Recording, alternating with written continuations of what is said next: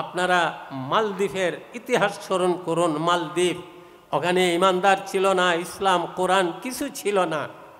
Arabian একটা ছেলে বিদেশের উদ্দেশ্যে রওনা দিছে। মালদ্বীপের কাছে যাইয়া ওই জাহাজ ডুবে গেছে, সাথী সঙ্গে সব মারা গেছে। একটি মাত্র ছেলে যার নাম হাফিজ আবুল বারাকাত, 30 পারা কোরআনের হাফিজ। সুবহানাল্লাহ। হাফিজ আবুল বারাকাত, এই ছেলেটা একমাত্র বাঁচে আছে, সেওই বাঁচে আছে, বাকি সব ডুবে মারা গেছে। কোনো রকমে উদ্ধার পাইছে। একজন বিধবা মেয়ে মানুষ তার বাড়িতে আশ্রয় নিছে, মেয়েটা তাকে আশ্রয় দিছে। বিদেশি ছেলে, পাসপোর্ট নাই, ভিসা নাই, একামা নাই, কিছু নাই। যার কাছে কোরআন থাকে, যে সে যেখানেই থাকে আল্লাহ তারে ইজ্জতওয়ালা দামি বানায় দেন। তার ভিসা নাই, পাসপোর্ট নাই, একামা নাই, কিছু নাই। বিধবা মেয়েটা কই, বাবুরে চুপে আমার ঘরে থাকো, পুলিশ দেখলে তোমাকে ধইরা নিবে। এই বিধবা মেয়েটার সুন্দরী একটা মেয়ে আছে। ওই দেশ প্রথা ছিল প্রতি মাসের একটা নির্ধারিত তারিখে একটা মেয়েকে সমুদ্রে নিয়ে রাখা হইতো, দেও আইসা মেয়েটাকে মারত। এটা তাদের নিয়ম। প্রতি মাসে একটা মেয়েকে এইভাবে দেওয়া হইতো, এক একটা মেয়ের জীবন ধ্বংস করা হইতো। এইবারে দেখা যায় ও বিধবা মেয়ের মহিলা, তার একটা সুন্দরী মেয়ে, পুলিশের টহল। কি ব্যাপার, মনে হয় আমার সুন্দরী মেয়েটাকে তারা আজকে নিয়ে যাবে। দেখা যায় তাদেরও সেই প্রস্তাব। তখন বিধবা মহিলা কান্না শুরু করে দিছে। হাফিজ আবুল বারাকাত, কোরআনের হাফিজ, এই ছেলেটা বলতেছে, মাগো কেন কাঁদছ? আমাকে কি তারা ধৈর্য নিবে? না রে বাবু, তোমাকে ধৈর্য নিবে, এই ভয়ে আমি কাঁদছি না। আমাদের দেশ প্রথা, প্রতি মাসে এক একটা মেয়েকে সমুদ্রে রাখা হয়, এইভাবে মেয়েটার জীবন ধ্বংস হয়। আমার সুন্দরী মেয়েটাকে বোঝা যায় পুলিশের টহলের দ্বারা নিয়ে যাবে, এই জন্য আমি কাঁদছি। হাফিজ আবুল বারাকাত, কোরআনের হাফিজ ছেলেটা, দাড়ি মুস্তার উঠে নাই। ছেলেটা বলতেছে, মাগো চিন্তার কারণ নাই, আপনি আমাকে অলঙ্কারদারি দিয়া সাজাইয়া, কাপড় সুপর দিয়া সাজাইয়া পুলিশের হাতে সাপোর্ট করে দেন। এ ছেলে তোমাকে যদি এইভাবে সাজায় দেয়, তোমার জীবন ধ্বংস হবে। মাগো, যে আল্লাহর কোরআন আমার সিনায়, এই আল্লাহই আমার হেফাজত করবেন। অলঙ্কার আদি সাজাইয়া, ছেলেটার দাড়ি নাই, মুছ নাই, সুন্দরভাবে কাপড় সুপর দেয়া সাজাইয়া তারে পুলিশের সাপোর্ট করা হয়েছে। পুলিশেরা এটা ছেলে না মেয়ে বুঝতেছে না। নির্ধারিত সময়ে সমুদ্রের কিনারে একটা মন্দিরের মধ্যে নিয়ে রাখছে। বাদশাহ সহ সারা দেশের মানুষ, একটা মেয়ের জীবন ধ্বংস হবে, সবাই চিন্তিত। সে মন্দিরে যেয়েই আল্লাহর কোরআনের তেলাওয়াত শুরু করে দিছে। হঠাৎ করে দেখা যায় সমুদ্র পথে দাউ দাউ করে দেও আসতেছে। তখন ওই হাফিজ আবুল বারাকাত আল্লাহর নবীর বর্ণনা মতে সূরা বাকারার তেলাওয়াত শুরু করে দিছেন। আল্লাহর নবী বলেন, যে ঘরে সূরা বাকারার তেলাওয়াত হয়, এই ঘরে জিন ভূত আসতে পারে না, জিন ভূত ঘরে থাকলে থাকতে পারে না। দেওয়া আসতেছে। হাফিজ আবুল বারাকাত, আলিফ লাম মিম যালিকাল কিতাব লা রাইবা ফি, সূরা বাকারার তেলাওয়াত শুরু করে দিছে। এইবারে আল্লাহর কোরআনের রাঠারে ওই দেওরে ধরছে। দেও সামনে আসতে পারে না, ফাঁসনও যেতে পারে না, ধরছে আল্লাহর কোরআনের রাঠারে। আওয়াজ দি সুবহানাল্লাহ বলেন। ও জমানা মে মুআজ্জাজতে মুসলমান হকর अब खार हुए हम तारिके कुरआ होकर। কোরআন ছাইরেই আমাদের এই দুরবস্থা। ছেলেটা যখন সূরা বাকারার তেলাওয়াত শুরু করছে, কি মাত্র দের কানে সূরা বাকারার তেলাওয়াতের আওয়াজ লাগছে। লাগার সাথে সাথে সামনে আসতে পারে না, পাছুনো যাইতে পারে না, তার গায়ে যেন আগুন জ্বল্লা উঠছে। চিল্লানো শুরু করছে, ছেলেরে আমি ওয়াদা দিলাম আর কোনো দিন এই দেশে আসবো না। হাফিজ আবু বরকাত বলে, প্রতি মাসে একটা ছেলে মেয়েকে নেও, ওয়াদা করো, কসম কারো আর আসবা না। বলে ও ওয়াদা করলাম, কসম খাইলাম, আমি আমার জীবন ভিক্ষা চাই, আমাকে ছাইরা দে। এইবারে উনি তেলাওয়াতের আওয়াজ বন্ধ করে দিলেন। দেও যে চলে গেছে মালদ্বীপ দেশে আর কোনোদিন আসে নাই। দেশের নিয়ম হিসাবে পুলিশেরা পরের দিন ফজরের পরে গেছে, ওই মন্দির থেকে ছেলেটারে আনবে। দা এর কো কাবা বানায়া, কাবা কো দা এর, গায়ের কো আপনা বানায়া, আপনা কো গায়ের। সাহাবায়ে কেরাম নবীজি কোরআনে কারীমের তেলাওয়াতের কারণে, কোরআনের কারণে পরকে আপন, আপনকে পর, এভাবে মন্দির মসজিদে পরিণত হয়েছে। এইবারে দেখা যায় এরা যখন গেছে মেয়েটার লাশ আনবে, যাওয়ার পরে দেখা যায় কোরআনে কারীমের তেলাওয়াতের আওয়াজ, যে আওয়াজ মালদ্বীপবাসী কোনোদিন শুনে নাই। ছেলেটা তো আওয়াজ করতেছে, সুরত তো মেয়ে, তারা ভাবছে কি ব্যাপার রে, কি খবর? ওগুলো দেওয়ার ছিল, ওয়াদা করছে আপনাদের দেশে আর আসবে না। কি কও? ঠিক বলছি। এরা দৌড়ছে রাজ দরবারে, যাইয়া কয়, রাজা মহোদয়, আজকের মেয়ে তো মরে নাই। কি করে মরে নাই? সব মেয়েরা প্রতি মাসে নির্ধারিত থাকে মারা গেছে, আজকে মরে নাই। আজকে তার মুখে এমন একটা আওয়াজ শুনছি, যে আওয়াজ কোনো দিন আমরা কেন, এই মালদ্বীপবাসী কোনো দিন শুনে নাই। তখন ওই সময়ের বাদশা বলতেছে, আরে রাষ্ট্রীয় গাড়ি নিয়ে যাও, রাষ্ট্রীয় মর্যাদা দিয়া তাকে রাজ দরবারে নিয়ে আসো। জোরে কোন সুবহানাল্লাহ। কোরআন কিভাবে মানুষকে ইজ্জত দেয়? মান জাআলাহু আমামাহু কাদাহু ইলাল জান্নাহ।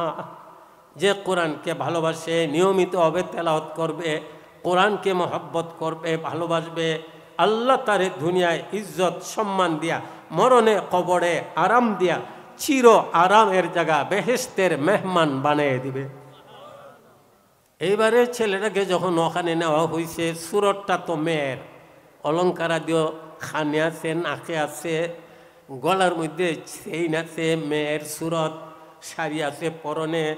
রাজ দরবারে যাইয়েই তার অলঙ্কার দিয়ে খুল্লা পালাইছে, শাড়ি গায়ের খুল্লা পালাইছে। এখন দেখা যায় আরবিয়ান সুন্দর এক ছেলে, নাম তার হাফিজ আবুল বারাকাত। এই ছেলে, আমরা তো মেয়ে হিসাবে তোমাকে মন্দিরে রাখছিলাম। কয় আমি তো আসলে ছেলে, প্রতি মাসে একটা মেয়েকে ওখানে মারা হয়। আমি আজকে মেয়ের সুরত দূরে ওখানে গেলাম, আল্লাহর কোরআনের বাণী দিয়া আমি তারে ধ্বংস করছি। এইভাবে ওয়াদা করছে, জীবনে আপনাদের দেশে কোনো দিন আসবে নাই। তখন বাদশা সহ রাজ দরবারের মন্ত্রী পরিষদ, এমপি যারাই ছিল, সবাই বলে, কি তেলাওয়াত, কি কোরআনের আওয়াজ, আমাদের শোনাও। সুবহানাল্লাহ বলেন।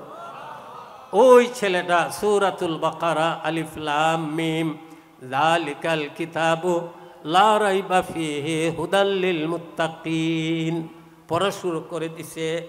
যে উমর রাদিয়াল্লাহু তাআলা আনহু বোনের দামানকে মারছিলেন, অরক্তাক্ত করছিলেন, অরক্ত দেখিয়া মায়া লাগিয়া গেছে। এবারে বলেন, তোমরা কি পড়ছিলা, কি পড়ছিলে আমাকে শোনাও। তারা পড়ে শোনাচ্ছিল, ইন্নানি আনাল্লাহ লা ইলাহা ইল্লা আনা ফা'বুদনি ওয়া আকিমিস সালাতা লিযিকরি। সূরা তাহার ওই তেলাওয়াত শুরু করে দিয়েছেন। ওমর রাদিয়াল্লাহু তাআলা আনহু, যিনি খোলা তলোয়ার নিয়ে গেছিলেন নবীজির সর্মভারক খাটবেন, নবীর কাছে যাওয়ার পর যাইতেছেন, সাহাবায়ে কেরাম বলেন, নবী খোলা তলোয়ার ওমরের হাতে, সর্বনাশ হবে, আপনি ভিতরে যান। নবী বলেন, তোমরা ভিতরে যাও। এইবারে ওমর পার্শ্বে যাওয়ার পর নবীজির হাত মোবারক তার পিঠে রাখছিলেন আর বলছিলেন, মা শানুকা ইয়া ওমর, এ ওমর কি জন্য আসছো? ওমর বলছিলেন, আল্লাহর নবী, আপনার সর মোবারক নেওয়ার আসছিলাম, আমি আমার মাতা শরীর আপনার গোলাম বানাইয়া দিলাম। কালিমা পরে মুসলমান হয়ে যান। হাফিজ আবুল বারাকাত, এই ছেলেটার কোরআনের তেলাওয়াতের আওয়াজ শুনে মালদ্বীপ দেশের বাদশাহ, মন্ত্রী, এমপি যারা ছিল রাজ দরবারে, সবাই কালিমা পড়ে মুসলমান হয়ে যায়। বিশ্ব বিখ্যাত পর্যটক ইবনে বতুতা রহমতুল্লাহ আলাইহি, উনি সফর করছিলেন মালদ্বীপে। সফর করতে যাইয়া উনি রিপোর্ট পেশ করলেন, আমি মালদ্বীপ দেশের যে বাড়িতেই যাই, যে ঘরের কাছেই চাই, আমি ফজরের পরে কোরআনে কারিমের তেলাওয়াতের আওয়াজ শুনতে পাই। আজকে কোরআন আমাদের কাছে নাই, নিয়মিতভাবে তেলাওয়াত নাই। পইরা যদি থাকি, এখন ভুলে গেছি, অনেকে বলে ভুলে গেছি আর ইয়াদ নাই, অনেকে আমরা ভুলি নাই, তবে নিয়মিতভাবে তেলাওয়াত নাই। অনেকের কাছে কোরআন নাই। আওয়াজ দিয়ে সবাই বলেন 30 পারা কোরআন এত বড় সম্পদ আল্লাহর পক্ষ থেকে আমাদের কাছে। আওয়াজ দেওয়ার সবাই বলেন নিয়মিতভাবে আল্লাহর কোরআন পড়তে তেলাওয়াত করতে রাজি আছেন? এক কসফওয়ালা বুজুর্গ যাইতেছিলেন রাস্তা দ্বারা, বিরাট গুরুস্থান সামনে পাইয়া মুরাকাবায় দাঁড়াইলেন। মুরাকাবায় ধরা পড়ছে, সবার আযাব হইতেছে, পেরেশান হয়ে গেছেন, চলে গেছেন। কদিন পর আবার আসতেছেন, আবার মুরাকাবায় দাঁড়াইলেন। এইবারে ধরা পড়ছে গুরুস্থানবাসী সব মুর্দারা বেহেশতের আরামের চেয়ারে বসা আছে। আশ্চর্য হয়ে দাঁড়ায় আছেন, আরে কদিন আগে দেখলাম আযাব, এখন আরাম। লোকজন আইসা কয়, হুজুর আপনি ইনো কেন দাঁড়ায় আছেন? বলে কেন দাঁড়াইছি পরে বলবো, কও তোমরা কি আমল করছো? এরা বলে আমরা কোনো আমল করি নাই। না, অবশ্যই আমল হয়েছে, কয়দিন আগে দেখলাম সবার আযাব, এখন সবার আরাম। তারা বলে, হুজুর কয়দিন আগে আমাদের এলাকার 30 পারা কোরআনের এক হাফিজে কোরআন, উনি হাফিজও ছিলেন, আলিমও ছিলেন, ওনার ইন্তেকাল হয়েছে, ওনাকে এই গুরুস্থানে দাফন করা হয়েছে। এছাড়া আমরা আর ভালো কিছু জানি না। কসফওয়ালা বুজুর্গ বললেন, এক কোরআনওয়ালার খাতিরে পুরা গুরুস্থানবাসী মুর্দাদের কবরের আযাব আল্লাহ তাআলা মাফ করে দিছেন। আওয়াজ দিয়ে সবাই বলেন কোরআন পড়তে, ছেলে মেয়েদের পড়াইতে, নিয়মিতভাবে তেলাওয়াত করতে সবাই রাজি আছেন? ফজরের পরে সূরা ইয়াসিন পড়েন, 10 বার কোরআন খতমের সওয়াব আল্লাহ তাআলা আপনাকে দিয়া সারাটা দিন যেন আরামে যায় তার ব্যবস্থা আল্লাহ কুদরতি নিজাম দ্বারা করে দিবেন। আমি আরো একটা কথা বলার চাই, এক হাদিসে আসে, রাত্র যদি কেউ সূরা ইয়াসিন পড়ে 10 বার কোরআন খতমের সওয়াব দিয়া, সারা রাত আরামের ব্যবস্থাপনা দিয়া, ওই রাতে সে যদি মারা যায় আল্লাহ তারে শহীদি মরণ দান করবেন। সূরা ইয়াসিন কোনো উদ্দেশ্য নিয়ে পড়েন, তার এক নাম কাজিয়া। যে উদ্দেশ্যে পড়া হবে আল্লাহ তার উদ্দেশ্য পুরা করবেন। দাফিয়া, বিপদ মুসিবত দেখা দিলে এই নিয়তে আপনি সূরা ইয়াসিন পড়েন, বিপদ মুসিবত আল্লাহ আপনার থেকে সরিয়ে নেবেন। মুইম্মা, নিয়মিতভাবে যারা সূরা ইয়াসিনের তেলাওয়াত করবে আল্লাহ তার জন্য দুনিয়া আখিরাতের নিয়ামত আম করে দিবেন। সূরা ইয়াসিনের আরেক নাম শরীফ। যারা নিয়মিতভাবে সূরা ইয়াসিনের তেলাওয়াত করবে আল্লাহ তারে দুনিয়া আখিরাতে ইজ্জতওয়ালা সম্মানী বানিয়ে দিবেন। এ হবে শরীফ। আওয়াজ দিয়ে সবাই বলেন নিয়মিতভাবে আল্লাহর কোরআনের তেলাওয়াত করতে রাজি আছেন? নবী তো ওয়াকাল রাসূল ইয়া রাব্বি ইন্না কওমি ইত্তাখাযু হাযাল কুরআনা মাহজুরা। কাফির মুশরিকেরা তো এমন কোরআনকে ছেড়ে দিছে, এরা পড়তো না, বরং আরও নবীর তেলাওয়াত করলে তারা তামাশা করত, এই করত। রসুল তাদের বিরুদ্ধে বিচার দায়ের করবেন। আমরা যদি মুসলমান হইয়া আল্লাহর কোরআন শিখে নিয়মিতভাবে তেলাওয়াত না করি, এক হাদিসে আল্লাহর নবী বলে গেছেন, নবীজি হয়তোবা স্বপনে অথবা মেরাজের রাত্রিতে নবী হঠাৎ করে দেখতেছেন একদল মানুষদের পানির মধ্যে আছে, সে পুকুরের পানির মধ্যে, আর আযাবের ফিরিস্তারা তার মাথার উপরে পাথর মারে, পাথর চূর্ণ বিচূর্ণ হয়ে যায়, চিল্লাইতেছে। এইবারে আবার মাথা তার ঠিক হয়ে যায়, আবার পাথর মারে, মাথা চূর্ণ বিচূর্ণ হয়ে যায়, একেবারে দুরবস্থা। এইভাবে চলতেছে, শাস্তির শেষ নাই, আযাবের শেষ নাই। সাথী ফিরিস্তাকে নবী প্রশ্ন করলেন, এই আযাব কেন? আমরা বুঝি ভালো করে। তখন এই ফিরিস্তা বললেন, সে কোরআন পড়নেওয়ালা, কোরআন পড়ছিল, কোরআন পড়া ভুলে গেছে, অথবা নিয়মিতভাবে কোরআনের তেলাওয়াত করে না। এই জন্য আল্লাহ তাআলা বেদার হইয়া তার এই শাস্তি ব্যবস্থা করে দিয়েছেন। কিয়ামত পর্যন্ত এই অবস্থায় তার শাস্তি হবে। আওয়াজ দিয়ে সবাই বলেন, আমরা মারা যাওয়ার পর এইভাবে ফিরিস্তা পাথর মাইরা আমাদের শাস্তি দিত, কেউ চাননি। জোরে কোন কেউ চাননি? তাইলে আমাদের উচিত হবে আমরা নিজে কোরআন পড়ব, ছেলে মেয়েদের কোরআন পড়াবো, নিয়মিত হবে আমি তার তেলাওয়াত করব। ইমামে আবু হানিফা রহমতুল্লাহ আলাইহি, ইমামে আবু হানিফা রহমতুল্লাহ আলাইহি যে বিছানায় ওনার মরণ হয়েছিল, ওই বিছানায় বসে বসে ৭০,০০০ বার আল্লাহর কোরআন খতম করছিলেন। ৭০,০০০ বার। প্রতি রোজা মাসে ৬১ বার আল্লাহর কোরআন খতম করতেন। এই জন্য ইমামে আবু হানিফা ৯৯ বার আল্লাহ তাআলাকে স্বপ্নে দেখছিলেন। আল্লাহর সঙ্গে জুরমিল মহব্বত পয়দা করার এই ব্যবস্থাপনায় হইল ৩০ পারা কোরআন। আহমদ ইবনে হাম্বল রহমতুল্লাহ আলাইহি ১০০ বার আল্লাহ তাআলাকে স্বপ্নে দেখছিলেন। একটু আওয়াজ দি সুবহানাল্লাহ বলে। ১০০ বার, ৯৯ বার দেখার পরে ওনার মনে আসলো, আবার যদি আল্লাহ তাআলাকে দেখি আমি একটা প্রশ্ন করব। তো ১০০ বার পুরা হয়ে গেছে। তখন আহমদ ইবনে হাম্বল প্রশ্ন করছিলেন, আল্লাহ আপনার সঙ্গে আপনার বন্দাবান্দি জোর মিল মহব্বত কায়েম করবে, এর ব্যবস্থাপনা কি? আপনার আপন হওয়ার ব্যবস্থাপনা কি? প্রশ্নটা দেখেন।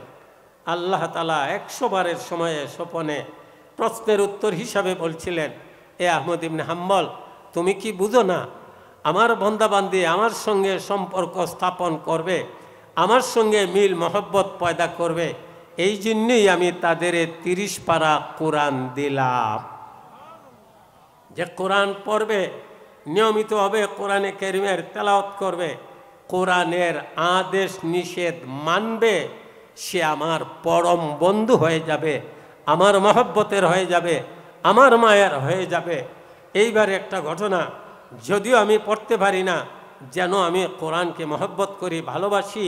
সাহাবায়ে কেরামের অভ্যাস ছিল, যখনই কোরআন পাইছিলেন আর আনন্দে তারা বলতেন, হাযা কালামু রাব্বি, হাযা কালামু রাব্বি, হাযা কালামু রাব্বি। সাহাবায়ে কেরামের এই আওয়াজ কিতাবে পাওয়া যায়। কোরআন পাইয়া কোরআনকে তারা মহব্বত করে, এইভাবে খুশি উড়াতেন, হাযা কালামু রাব্বি, হাযা কালামু রাব্বি। একটা মানুষ জীবনে কোরআন পড়তে পারে নাই, কোরআনের এই লাভ শূন্য, তার জীবনের একটা অবস্থার পরিবর্তন আসলো। এই মানুষটার ইন্তেকালের পর তার এক নিকট আত্মীয় উপরস্থ অফিসার দাফন কাজের সময়ে তার আইডি কার্ডটা ওই কবরের ভিতরে মাটি দেওয়ার সময়ে পড়ে গেল। এরপরে মাটি দেওয়া চলে আসছে, আর পাইতেছে না। চিন্তা করলো, মনে হয় মাটি দেওয়ার সময়ে কবরের ভিতরে পড়ে গেছে। সে রাতের অন্ধকারে কবরের মাটি সরাইয়া দেখে সরাটির উপরটা কবরের ভিতর সহ বেহেশতের ফুল দ্বারা ভর্তি হয়ে আছে। আর বেহেশতের ফুলের উপরে তার এই আইডি কার্ডটা পড়ে আছে। আইডি কার্ডটা নিয়ে আসছে, রাতের অন্ধকারে ফজরের পরেই দৌড়ছে তার স্ত্রীর কাছে, যেয়ে বলতেছে, কও তোমার স্বামীর কি আমল ছিল? বেটি বড় চালাক, কয় মনে হয় কিছু ঘটছে, আপনি আগে বলেন, এরপরে আমার স্বামীর কথা বলবো। বলে না তুমি বলো। মেয়েটা কয় না আপনি বলেন। বলে আমি তারে দাফনের সময়ে আমার আইডি কার্ড কবরের ভিতরে পড়ে গেছিল, সন্দিহান হইয়া আমি রাতের অন্ধকারে তার কবরের মাটি সরাই দেখলাম আল্লাহ তাআলা তার কবর বেহেশতের ফুল দ্বারা ভরপুর করে দিছেন। আমি আমার আইডি কার্ড পাইছি, নিয়ে আসছি, আবার মাটি দিয়ে আসছি। কও তোমার স্বামীর আমল। মেয়েটা বলে, আমার স্বামী কোরআন শরীফ পড়তে পারে নাই, জীবনের শেষ পর্বে আইসা সে পড়া শুরু করছে, আর কোরআনকে হাতে নিয়ে গালে মুখে লাগাইতো, বুকের সঙ্গে মিশাইতো, আর বলতো, হাযা কালামু রাব্বি, হাযা কালামু রাব্বি, হাযা কালামু রাব্বি। এই ছিল তার জীবনের শেষ তাসবিহ মনে করেন। এই কথা শুনে ওই লোকটা বলে, এই জন্যই তো কোরআনের প্রতি এই মহব্বতের কারণে আমি তার কবরের মাটি সরায় দেখলাম আল্লাহ তার কবর বেহেশতের ফুল দ্বারা ভরপুর করে দিছেন। আওয়াজ দিয়ে সবাই বলেন নিয়মিত হবে আল্লাহর কোরআনের তেলাওয়াত করতে রাজি আছেননি? আরো জোরে বলেন রাজি আছেননি? যদি এমন করতে পারেন মান জাআলাহু আমামাহু কাদাহু ইলাল জান্নাহ, নবীর কথা, যারা কোরআন নিয়মিত হবে তেলাওয়াত করবে, কোরআন পড়বে, কোরআনকে মহব্বত রাখবে, সামনে রাখবে, আমার কোরআন আগে, এই অবস্থা যাদের থাকবে আল্লাহ তাআলা খুশি হইয়াও কোরআনের মাধ্যমে তারে কবরে রাখার পর, আমাদের দেশ প্রথা কবরে মানুষকে একাই রাখা হয়, কবরের ভিতরে কেউ সঙ্গে যায় না। নবী বলেন কোরআনওয়ালা যখন কবরের ভিতরে যাবে, ইমানওয়ালা আমলওয়ালা, তখন হাসিন সুরত ধরে, একটা সুন্দরী মেয়ের সুরত ধইরা তার কবরে কে জানি সাথী হয়ে যাবে। আপনি জিজ্ঞেস করবেন কে তুমি, কি তোমার পরিচয়? উত্তরে বলবে তা কৌমে সাজায়া जाता हो आँखों में लगाया जाता हो कागज में लिखाया जाता हो दो दो के पिलाया जाता हो। কেন তুমি আমাকে চিনবে না? আমি হইলাম তোমার দুনিয়ার জীবনের 30 পারা কোরআনের আমল। কোন মানুষ এমন আছে নিয়মিতভাবে মাসনুন সূরাগুলো তেলাওয়াত ছাড়া ঘুমায় না? কোরআনের যে কত লাভ, কত লাভ। সালামের 7খানা আয়াত আছে, আপনি 7 সালামের আয়াত যদি ফজরের পরে পড়েন সারাটা দিন সালামতিতে নিরাপদে থাকবেন। মাগরিবের পরে 7 সালামের ওই আয়াত যদি আপনি পড়েন সারাটা রাত সালামতিতে নিরাপদে আল্লাহ আপনাকে রাখবেন। 7 সালাম কি একবারে বাটি বাটি আয়াত? সালামুন কাউলাম মির রাব্বির রাহিম, সালামুন আলা নূহিন ফিল আলামিন, সালামুন আলা ইব্রাহিম, সালামুন আলা মুসা ওয়া হারুন, সালামুন আলা ইলিয়াসিন, সালামুন তিবতুম ফাদখুলুহা খালিদিন, সালামুন হিয়া হাত্তা মাতলাইল ফাজর। প্রথম সালাম সূরা ইয়াসিনে, এরপরে সূরা সফফাতে 60 সালাম। সালামুন আলা নূহিন ফিল আলামিন, সালামুন আলা ইব্রাহিম, সালামুন আলা মুসা ওয়া হারুন, সালামুন আলা ইলিয়াসিন। এই 4 আয়াত হইল সূরা ইয়াসিনের পরের সূরা, সূরা সফফাতে সালামুন আলাইকুম তিবতুম ফাদখুলুহা খালিদিন। 24 পারার সূরা জুমরে আর 30 পারার সূরা কদরে সালামুন হিয়া হাত্তা মাতলাইল ফাজর। যে ফজরের পরে এই 7 সালামের 7 আয়াত পড়বে সারাটা দিন আল্লাহ তারে সালামতিতে নিরাপদে রাখবেন। মাগরিবের পরে 7 সালামের এই 7 আয়াত কেউ যদি পড়ে সারাটা রাত আল্লাহ তারে সালামতিতে নিরাপদে রাখবেন। কবরে যাওয়ার পর ওই কোরআন সুন্দরী মেয়ের সুরত ধরে বলবে আমাকে চিনো না?